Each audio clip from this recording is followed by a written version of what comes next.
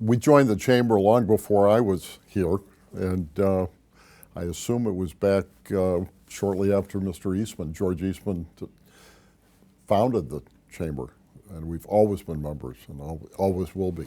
I think the importance of the chamber is, it's never been greater than it is today. Western New York, Rochester are very different than the towns, the city I grew up in.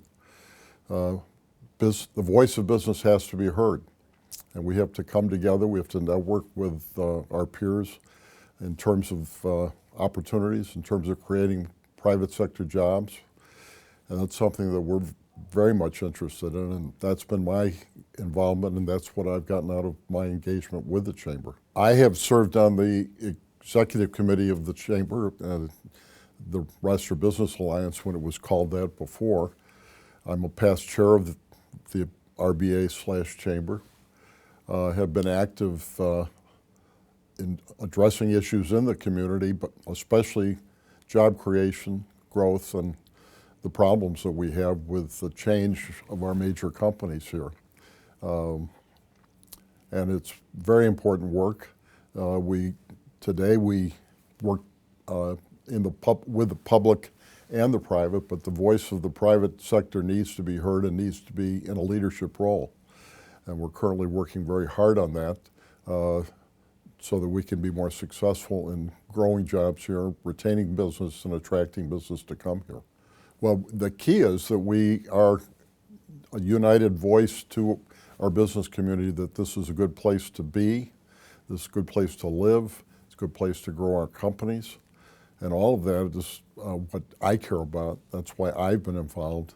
And as we interact with the other companies and the other institutions in the community, I think we all have a similar goal. We want everybody to participate in the success that we have and those that are less fortunate. We have a serious poverty problem here, so the chamber is concerned about that. We're working on areas where we can be of help, provide opportunity to those less fortunate. And that's what interests and excites me in terms of my involvement with the chamber.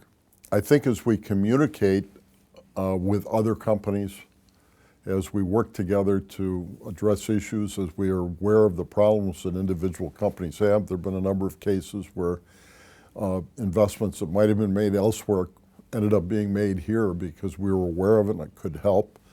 And help is, today's world is both the private sector but also the government, and also public-private partnerships that will support economic development here. And in our business, which is construction, we've seen this happen in many, many cases, and that's very important as far as the economic health of the greater Rochester area. I think the chamber is a great convener of the various interests and various economic and business interests in the community. And today, that includes our not-for-profit institutions, our universities, the health center. I think when I grew up in this community, and I've lived here all my life, I would have called us a company town with great companies like Kodak, Xerox, Bausch & Lomb, Gleason, it goes on and on. Today, we're really very much a college town with University of Rochester, RIT, the two healthcare institutions, Rochester Regional Health, University of Rochester Medical Center, and they're huge economic drivers of what's happening here in the community. So it's very important that we come together and discuss the challenges, the opportunities, and that's what's been important to me, to be part of that and to be able to make a difference. And the chamber is the ideal place for that to happen, in my view. I think we're very fortunate to have Bob as our CEO now. Bob brings a perspective. He was mayor of the city. Before that, he was police chief, so he understands the problems we have with poverty, the problems we have with those less fortunate.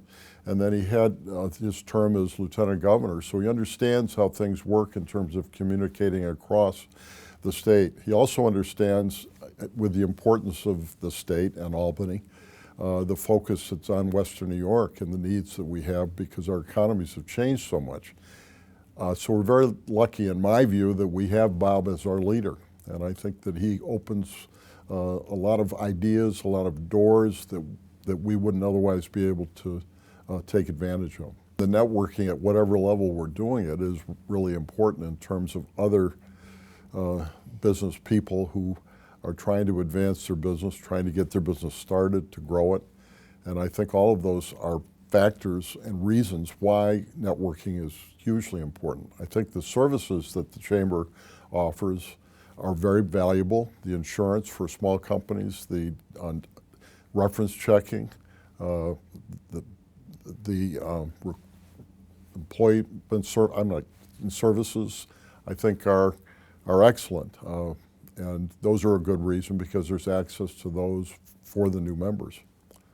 I think every business should be a member, and we're trying to make it so that we can offer services that are relevant to each company as they want to grow and expand here.